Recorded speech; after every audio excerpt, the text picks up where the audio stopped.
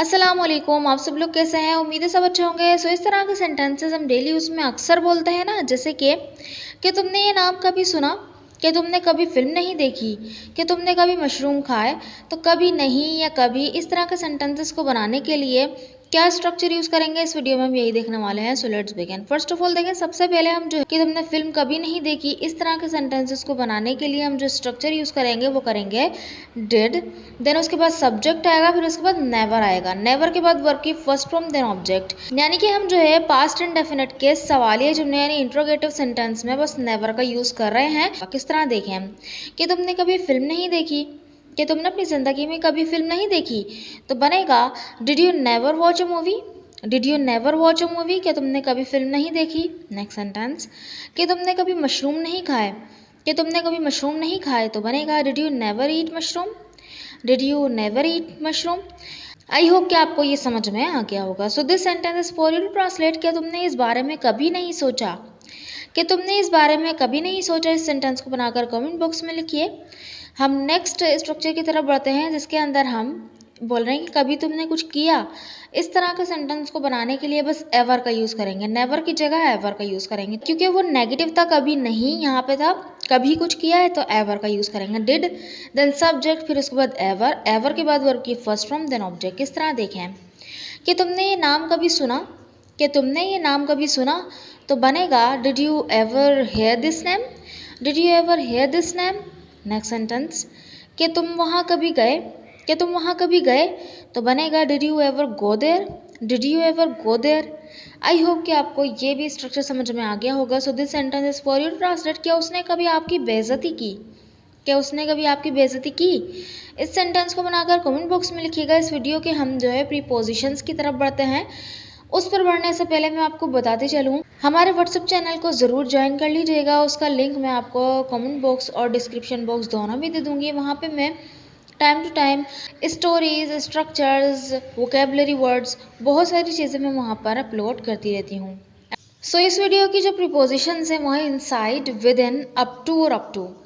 इनका यूज़ हम किस तरह से करते हैं इस वीडियो में भी यही देखने वाले हैं। So let's begin. देखें, इनसाइड कोई भी चीज़ अंदर या में, जैसे कोई चीज़ कवर हो, जैसे कोई एक बॉक्स है, बॉक्स में कुछ रखा हुआ है तो वहाँ पे वो इनसाइड द बॉक्स है। जैसे अलमारी है, अलमारी को बिल्कुल बंद कर देते हैं, एक कवर जगह हो जाती है, कवर्ड हो जाती है वो, तो हम उसको बोलेंगे इनसाइड द अलमारी। ठीक है। किस तरह देखें, फल फ्रिज में है तो फ्रिज का दरवाज़ा जो है बंद है और जो है वो एक कवर एरिया में है, तो वहाँ पे हम बोलेंगे कि fruits are inside the fridge.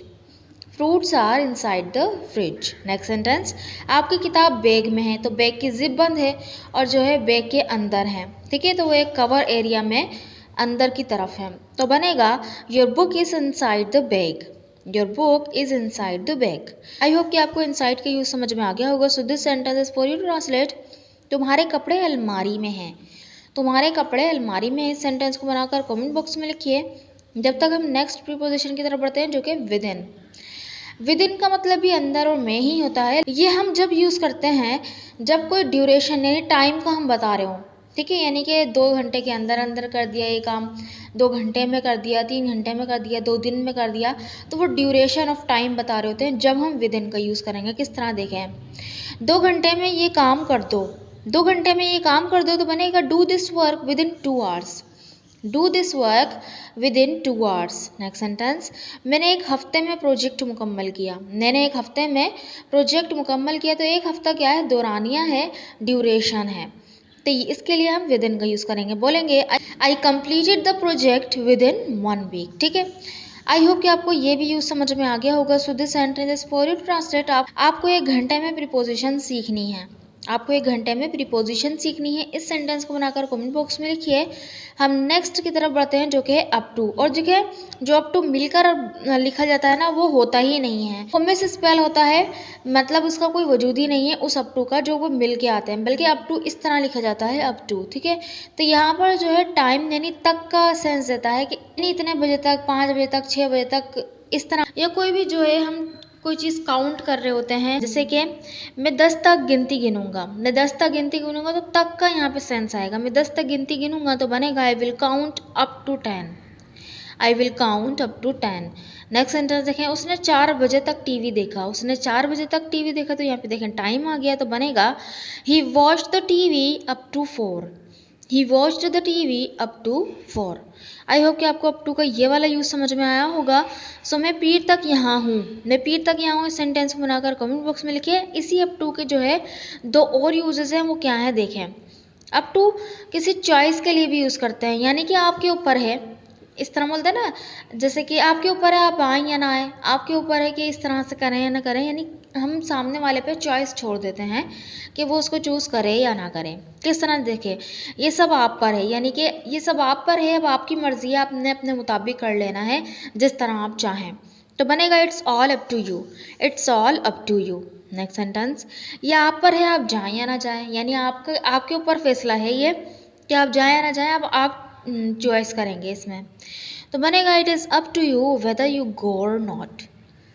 It's up to you whether you go or not. ठीक है, आई होप कि आपको ये वाला यूज़ समझ में आ गया होगा। सो यहाँ पर जो है अप टू फिट फॉर, यानी किसी भी चीज़ के लिए जो है वो फिट है, लायक है, यानी किसी चीज़ को करने के लायक है, वो कैपेबल है कि वो कर सके, यानी वहाँ पर वो जो है बिल्कुल उसकी ही जगह है, समझें। तो किस तरह देखें, वो इस जॉब के लायक नहीं है। वो इस जॉब के लायक नहीं है, यानी कि वो इस जॉब में फिट नहीं होता है। तो बनेगा he is not up to this job. He is not up to this job. ठीक है, नेक्स्ट सेंटेंस देखें, इसकी कारकर्दगी आपकी उम्मीदों के मुताबिक नहीं है, यानी कि आपके मुताबिक के यानी आपकी उम्मीदों पर जो है वो पूरा नहीं उतरती, उस पर फिट नहीं होती।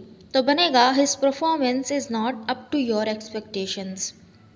His performance is not up to your expectations. I hope कि आपको अप टू का ये वाला यूज़ भी समझ में आ गया होगा। अगर वीडियो अच्छा लगे तो चैनल को ज़रूर सब्सक्राइब भी कर दीजिएगा और वीडियो को लाइक भी कर दीजिएगा। हमारे व्हाट्सएप चैनल को ज़रूर ज्वाइन कर लीजिएगा। Thank you so much.